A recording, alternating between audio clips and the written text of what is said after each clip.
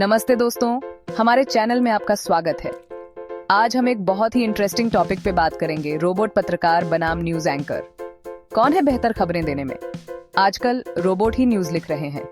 हम बात कर रहे हैं एल्गोरिदम की, कोड्स की, जो हेडलाइंस और स्टोरीज को उतनी ही तेजी से लिख रहे हैं जितनी तेजी से आपकी ग्रोसरी लिस्ट बनती है। रोबोट ग्रीन M&M से भरा राइडर नहीं मांगते, जो कि एक अच्छी बात है। लेकिन क्या एक ठंडा, भावनाहीन एल्गोरिथम सचमुच एक इंसानी न्यूज एंकर की तरह खबर को समझ, गंभीरता और एनर्जी के साथ बता सकता है? यही जानने के लिए हम यहाँ हैं। तो चलिए शुरू करते हैं। तो दोस्तों, रोबोट पत्रकार ये हैं, मौजूद हैं और पहले से ही आर्टिकल्स लिख रहे हैं। ये अभी हो रहा है। हम बात कर रहे हैं ऐसे एडवांस्ड एल्गोरिदम की, ऐसे सॉफ्टवेयर प्रोग्राम की जो जानकारी को प्रोसेस करके उसे पराने लायक बना देते हैं। एक ब्लेंडर की तरह समझो, लेकिन फल और दही की जगह आप डेटा पॉइंट्स डालते हैं और ये जानकारी का स्मूदी बनाता है। हमेशा टेस्टी नहीं, लेकिन अक्सर आश्चर्यजनक रूप से पचने योग्य। ये पहले से ही बड़े प्लेटफॉर्म के लिए लिख रहे हैं। फाइनेंशियल रिपोर्ट्स, स्पोर्ट्स रिकैप्स, यहाँ तक कि कुछ हल्के फुल्के न्यूज पीसेस भी। हम रोबोट को न्यूज क्यों लिखने दे रहे हैं? जवाब आसान है, स्पीड और एफिशिएंसी। सच बताएं तो हम इंसान थोड़े अस्त व्यस्त होते हैं। हमें नींद चाहिए, कॉफी ब्रेक चाहिए और कभी-कभी जिंदगी का मतलब भी ढूंढना पड़ता है। रोबोट, उन्हें इन सब बातों से कोई मतलब नहीं।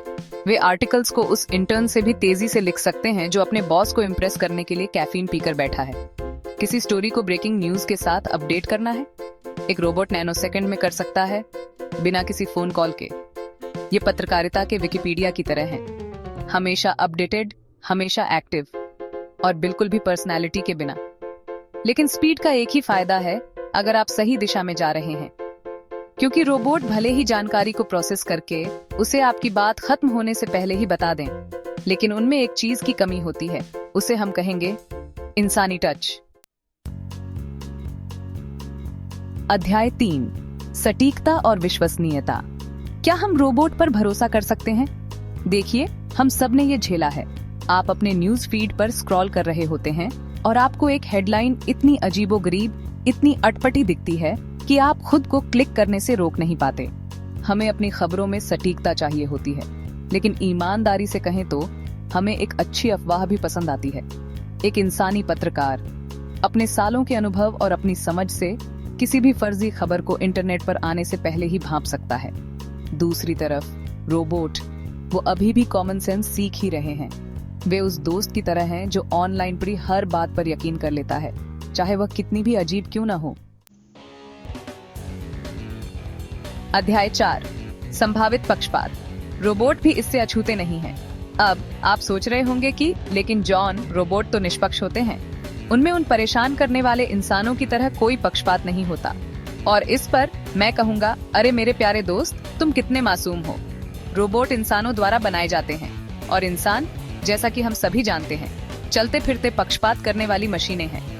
वे सभी पक्षपात इंसानी सोच के वे छोटे छोटे टुकड़े वे रोबोट को भी मिल जाते हैं। इसका मतलब है कि अच्छे इरादों के बावजूद रोबोट द्वारा बनाई गई खबरें भी उतनी ही पक्षपाती हो सकती हैं जितनी कि एक ऐसी कंपनी के स्वामित्व वाले न्यूज चैनल की खबरें जो आपको यह समझाने में अपनी जेब भर रही है कि जलवायु परिवर्तन एक झूठ है।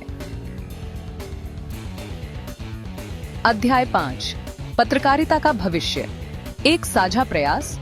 तो ये सब हमें कहां ले जाता है?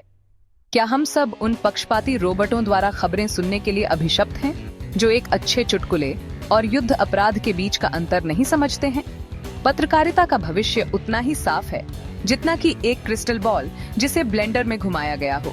रोबोट शायद बोरिंग काम करेंगे, जैसे डेटा क्रंचिंग, जानकारी इकट्ठा करना। दूसरी तरफ इंसानों को वो करने की आजादी होगी जो वो सबसे अच्छा करते हैं, संदर्भ प्रदान करना, विश्लेषण करना और मजेदार कमेंट्री करना। हम ही वे होंगे जो खबरों में से असली और नकली खबरों को अलग करेंगे। तो लीजिए, ये रही आपकी जानकारी। रोबोट क्रांति अभी न्यूज रूम तक नहीं पहुंची है, लेकिन ये डिजिटल दुनिया में जरूर घूम रही है। अच्छी खबर ये है कि हम इंसानों के पास अभी भी कुछ तरकीबें बाकी हैं। हमारे पास एक दूसरे से जुड़ने, बारीकियों को समझने और ऐसी कहानियां सुनाने की क्षमता है जो जानकारीपूर्ण और दिलचस्प दोनों हों।